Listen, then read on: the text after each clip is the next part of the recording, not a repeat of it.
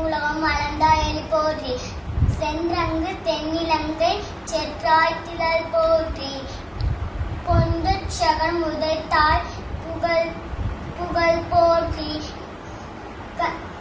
கண்ணு குணிலாய் எழுத்தாய் கலல் போற்றி குன்னு குடையாய் எழுத்தாய் குணம் போற்றி வென்று பகை கிடக்கும் நின் கையில் வேல் போற்றி என்றென்றும் உன் சேவகமே ஏற்றி பறை கொள்வாம் இந்தியா பாவாள். அடியேன் ஸ்ரீமதே ராமானுஜாய நமஹா.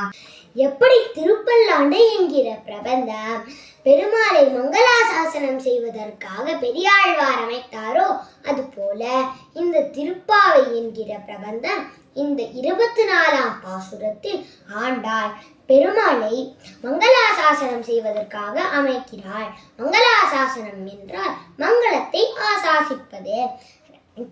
எல்லாரையும் ரட்சிக்கக்கூடிய எம்பெருமானுக்கு எந்த தீங்கும் ஏற்படாமல் இருப்பதற்காக மங்களாசாசனம் செய்கிறாள் ஆண்டாள்.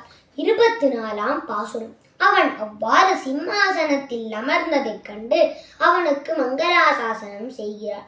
பெரியாழ்வார் திருமகளாதலால் ஆண்டாளின் லட்சியம் எம்பெருமானுக்கு மங்களாசாசனம் செய்வதே. சீதா பிராட்டி தண்டகாரண்யத்து ரிஷிகள் பெரியாழ்வார் போலே ஆண்டாலும் அவள் தோழிகளும் எம்பெருமான் நடையழகை கண்டதும் மங்களாசாசனம் செய்தார்கள். மேலும் இப்படிப்பட்ட மிருதுவான திருவடிகளை உடைய எம்பெருமானை நடக்க வைத்து விட்டோமே என்று வருந்தினார்கள். போற்றி என்பது பல்லாண்டு வாழ்க என்று சொல்வதாக மங்களாசாசனத்தை குறிக்கும். மேலே வரும் சம்பவங்கள் நடக்கும் பொழுது மங்களாசாசனம் செய்வதற்கு யாரும் இல்லையோ என்று ஆண்டாள் கலங்கி இப்பொழுது மங்களாசாசனம் செய்கிறார். முற்காலத்தில் தேவர்களுக்காக இந்த உலகங்களை அளந்தருளியவனே உன்னுடைய திருவடிகள் போற்றி. ராவணனின் இருப்பிடமான அழகிய லங்கையை சென்றடைந்து அதை அழித்தவனே உன்னுடைய பலம் போற்றி. பண்டி சக்கரத்தில் இருந்த சடகாசுரனை அழியும்படி உதைத்தவனே உன்னுடைய புகழ் போற்றி. கன்றின் வடிவில் வந்த அசுரனை எரிதடியாக கொண்டு எரிந்து விளாம்பழ வடிவில் இருந்த அசுரனை வீழ்த்தியவனே உன்னுடைய திருவடிகள் போற்றி. கோவர்தன மலையை கிடையாக பிடித்தவனே உன்னுடைய கல்யாண குணங்கள் போற்றி. எதிரிகளை ஜெயித்து அந்த பகைவர்களை அழிக்கும் உன் கையில் இருக்கும்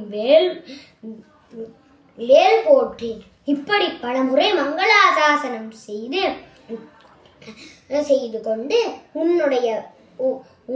உன்னுடைய வீரத்தையே புகழ்ந்து கைங்கரியத்தை பெற்றுக்கொள்வதற்காக நாங்கள் இங்கே வந்துள்ளோம். நீ கிருபை பண்ண வேண்டும். அடியேன் ஸ்ரீமதே ராமானுஜாய நமஹா. ஆழ்வார் எம்பெருமானார் ஜீய திருவடிகளே சரணம். ஆச்சாரியன் திருவடிகளே சரணம். ஸ்ரீமதே ராமானுஜாய நமஹா. ஆண்டாள் திவ்ய திருவடிகளே சரணம்.